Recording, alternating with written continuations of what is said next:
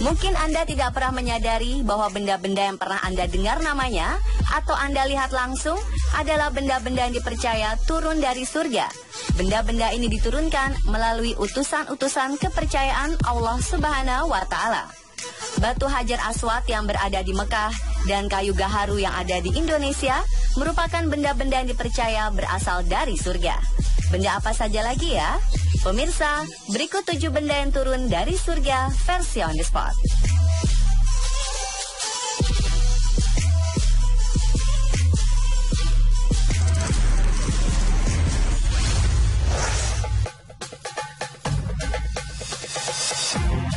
Benda yang turun dari surga pertama adalah pohon gaharu.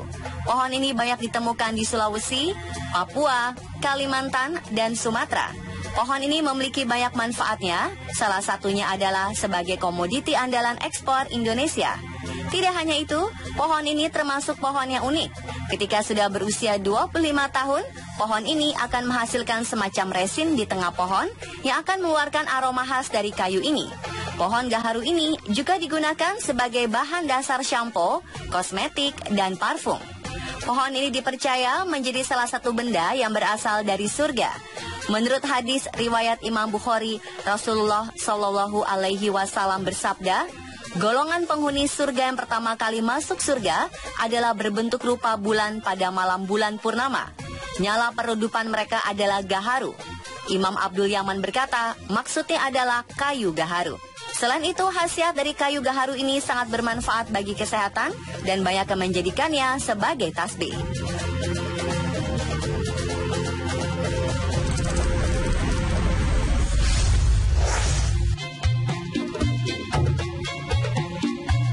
Batu Makam Ibrahim merupakan sebuah bangunan yang di dalamnya terdapat batu di sisi timur Ka'bah.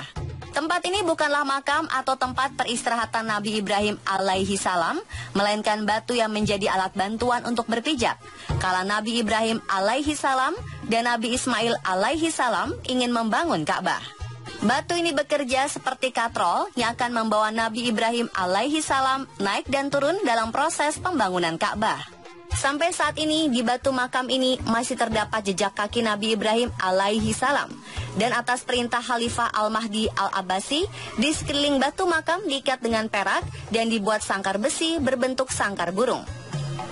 Dulu batu ini dipercaya memancarkan cahaya putih seperti Hajar Aswad. Namun Allah Subhanahu wa Ta'ala memadamkan cahaya tersebut.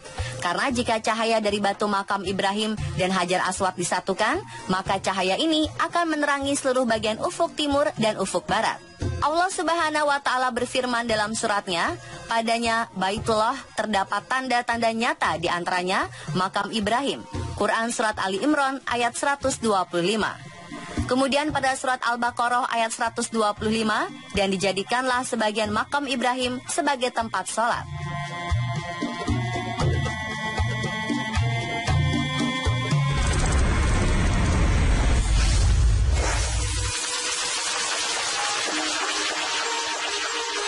Pohon yang memiliki nama latin Ficus caricael ini adalah jenis tumbuh-tumbuhan penghasil buah yang dapat dinikmati dan tersebar di Asia Barat. Buah dari pohon ini dikenal dengan nama buah tin, salah satu buah yang terdapat dalam ayat suci Al-Quran. Ketika Nabi Adam alaihi salam memakan buah kuldi, seketika itu juga tidak ada sehelai benang pun yang menutupi tubuhnya. Nabi Adam alaihi salam mencoba menutupi tubuhnya dengan daun-daun dari surga. Mereka menolak. Namun ada satu daun yang merasa kasihan melihat kondisi Nabi Adam alaihi salam. Daun itu adalah daun pohon tin. Selain itu, buah tin juga mempunyai banyak manfaat bagi kesehatan manusia. Buah tin juga disebut-sebut oleh hasil penelitian medis terbaru sebagai buah yang bermanfaat untuk mencegah kanker.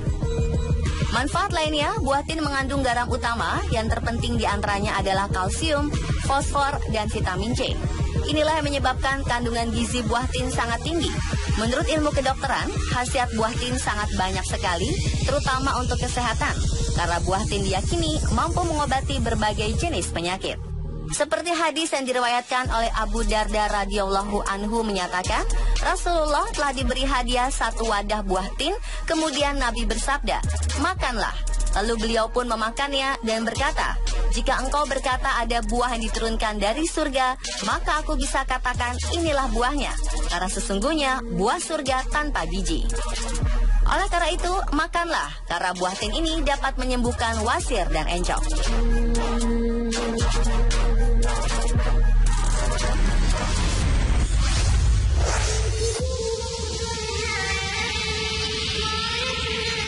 Seorang ahli sejarah, Wahab bin Munabih, mengatakan bahwa cincin Nabi Sulaiman alaihi salam diciptakan Allah Subhanahu wa Ta'ala dari cahaya yang bersinar sangat terang, dan keempat sisinya bertuliskan sifat-sifat agung Allah.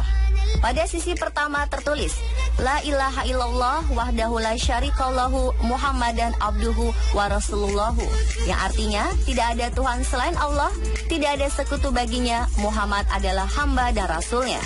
Pada sisi kedua tertulis, Allahumma malikal mulki tu'til mulka mantasya, wa tanzi'ul mulka mimman tasya, wa tu'izu mantasya, wa tuzilu mantasya. Yang artinya, wahai Allah Raja yang memiliki kerajaan, engkau berikan kekuasaan kepada yang engkau kehendaki, dan engkau hinakan orang yang engkau kehendaki. Pada sisi ketiga tertulis, kullu syai'in halikun illallah, yang artinya segala sesuatu akan musnah kecuali Allah.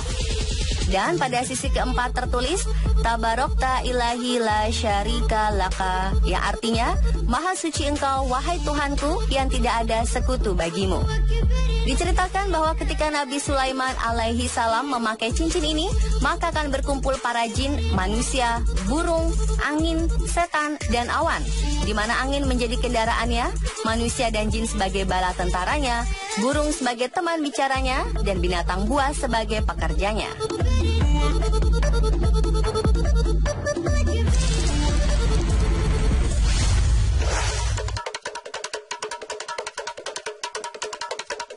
Pohon bidara adalah jenis pohon kecil penghasil buah yang tumbuh di daerah kering. Pohon ini akan tumbuh tinggi sampai 15 meter dan ranting-rantingnya terdapat daun-daun hijau yang segar. Pohon ini mempunyai buah yang berbentuk bulat dan bulat telur yang sangat bermanfaat bagi kesehatan manusia. Tidak hanya itu, buah ini dipercaya sebagai salah satu buah dari surga. Sebagaimana firman Allah Subhanahu wa Ta'ala menyatakan bahwa pohon bidara tumbuh dalam surga. Quran Surat Al-Waqiah ayat 56 yang berbunyi, dan golongan kanan, alangkah bahagianya golongan kanan itu, berada di antara pohon bidara yang tidak berduri dan pohon pisang yang bersusun-susun buahnya, dan naungan yang terbentang luas, dan air yang tercurah, dan buah-buahan yang banyak.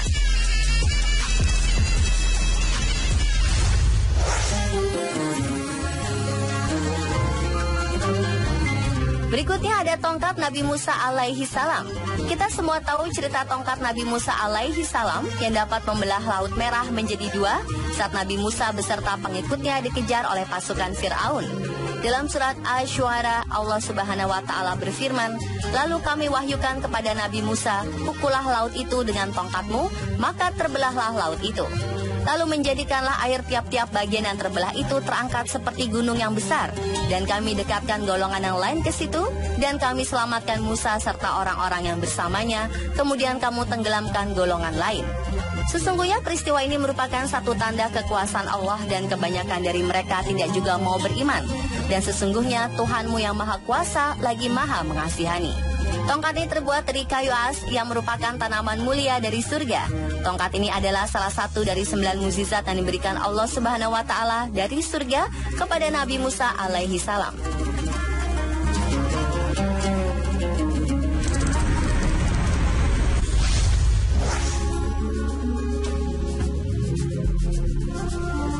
Benda yang turun dari surga terakhir adalah batu Hajar Aswad. Batu hitam di sudut timur Ka'bah ini terdiri dari 8 keping batu yang diikat dalam lingkaran perak dan ditanam pada ketinggian 1,10 meter dari tanah.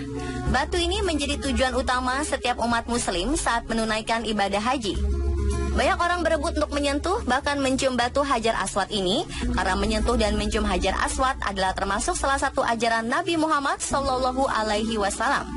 Berdasarkan hadis riwayat Tirmizi nomor 877, Rasulullah bersabda bahwa Hajar Aswad turun dari surga. Batu tersebut begitu putih, lebih putih daripada susu.